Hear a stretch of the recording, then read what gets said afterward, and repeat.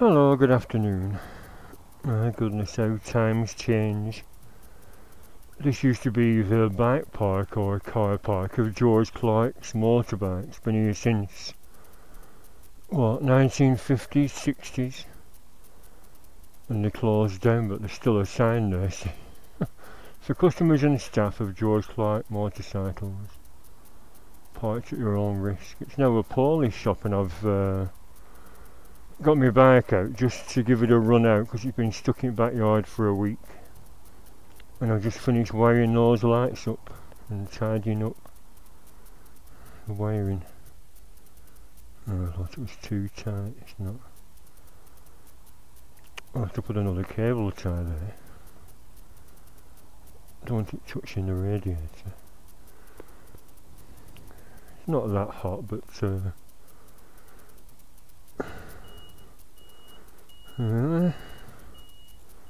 not lovely. Yeah, there's a couple of people who've said my bike now looks like a Christmas tree. Well, it's Christmas, why not? Look at all that shit. I thought I cleaned it all off. I got some spray from the pound shop, and I thought after a run out I'll spray it on the brake pads to stop them sticking. But of course it must contain some kind of bleach. It says degreaser, made by Astonish, and of course it's putting all oxidisation on the fort, so not a good idea. What's the best thing to squirt on them to neutralise any salt? Just soapy water. Anyway, yeah, George Clarke's have actually opened a little shop up here. I'll go past it on the way to Blackburn. Is it worth faffing about? I came here just to get some rum truffles to take to work, because the lad he's a sort of a charge and let me have this week off because I wasn't feeling so good last week. So use holidays up, have a week off. I think I will. And I'm a bit better today after coughing a lot this morning. It's got it all off my chest and I do feel a bit better. And as my own mum says, it's sometimes better to take some big lungfuls of cold air.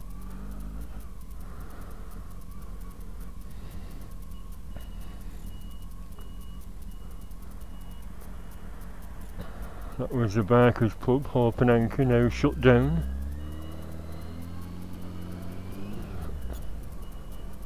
And in fact tonight is a meeting of the bike club at Clayton up here. Because that's shut down, they now meet at a pub called the Fort's Eye, I think it's called, in Clayton. I was going to go, but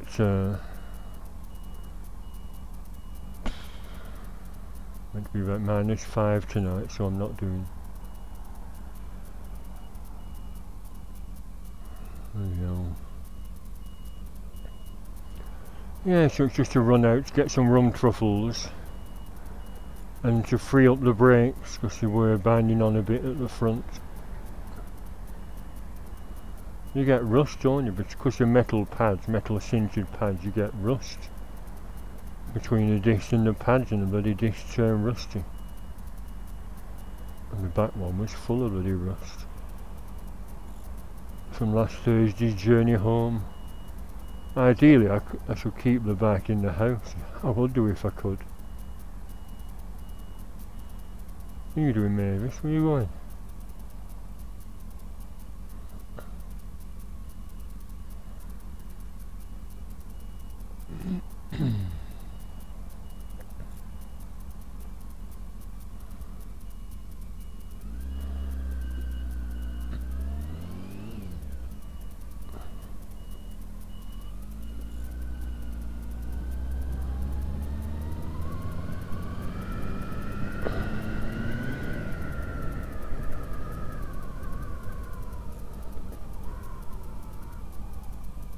Maybe I should call in this bike shop, but I don't need anything.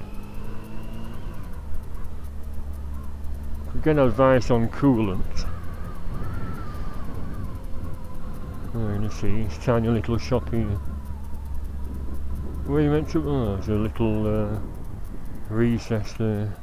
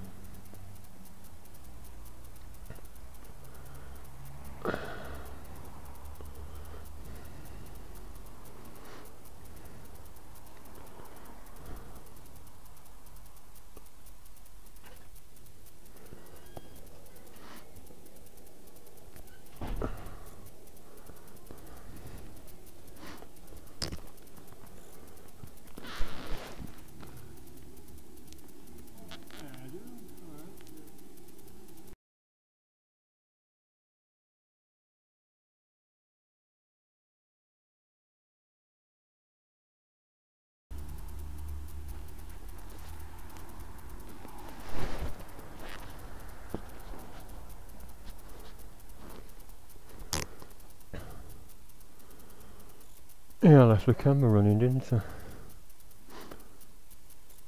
Yeah, nice to see him, he's a pleasant chap. The original Mr. Clarke. I remember when his old dad used to run the place, an old chap with a beard. What have I just bought? He had coolant in, Foosh coolant, 680 for a litre, and I need 4 litres. Is that about right? £27.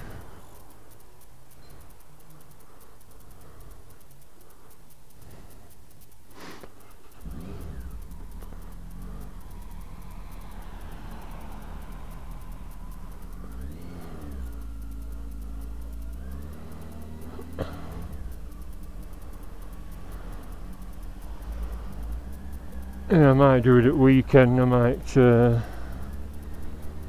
do it maybe next spring, but I've got it now.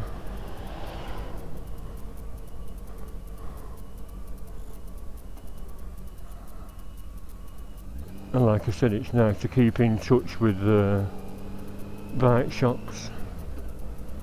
For sure, sort of bike shop loyalty, you tend to get offers and things. So I got 4 litres of coolant down my jacket. I was just showing him all my LEDs. I said, someone said it looks like a Christmas tree. You know, very good, And I said you should get some. I said one bike shop said that eBay's putting them out of business. He said, well, there is a grain of truth in that. I said, It's 41 to Manchester. I wonder if that January motorbike show will be on in Manchester. It wasn't on last year.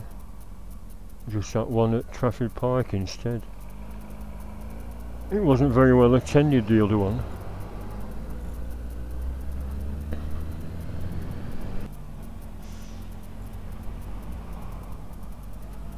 Go on then, you go. You go.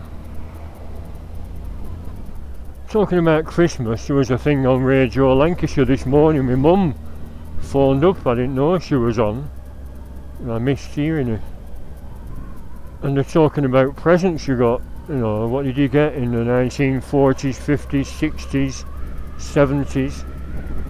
And that got me thinking, a couple of years ago I sent for a DVD off eBay. Containing about 6 mail order catalogues from the late 60s and early 70s. I've lost it now. I must have lent it to someone or put it away somewhere. I can't find it. And it was really interesting, all the, well, fashion, but I got it for the toys and electronics. Music centres made by GEC where I used to work. Used to make televisions and all sorts. And of course chopper bikes. Me and my brother shared a purple one, second-hand one, but asking my mum when she phoned up, did you hear me on the radio? I said, no, I'm listening to it though, it's interesting, all about toys in the 70s, we always did very well. Off you and Dad must have spent a fortune. Action Man stuff, Action Man helicopters, me and my brother had one each, and now they're worth a lot of money. I said, what happened to all that stuff we used to have? I don't know, did you break it? I said, no. I remember the Action Man helicopter, well, it was like a ratchet action to turn the rotor blades. A button you pressed in it. I think we wore all the little plastic teeth off. The Action Man stuff, if it's still boxed and in good condition, is worth lots of money. But, you know, the thought of preserving stuff in them days, it's all used and scratched generally. Which is why the mint stuff in packets is worth lots of money.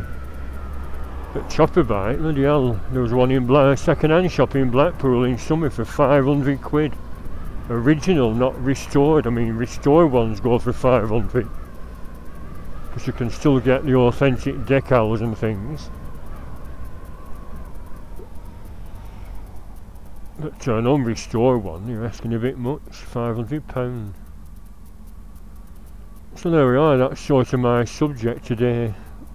What presents did you get was thrilled with when you were little in the 60s or 70s or even 50s? My mum phoned up to say when I was a little girl in the 1940s, my dad made me a doll's pram because he couldn't afford to buy one, he made one. My mum said it was like a tank. Wooden wheels, you know, and where my granddad made stuff, he made everything heavy duty. So like a tank trundling down the road with me dollies in.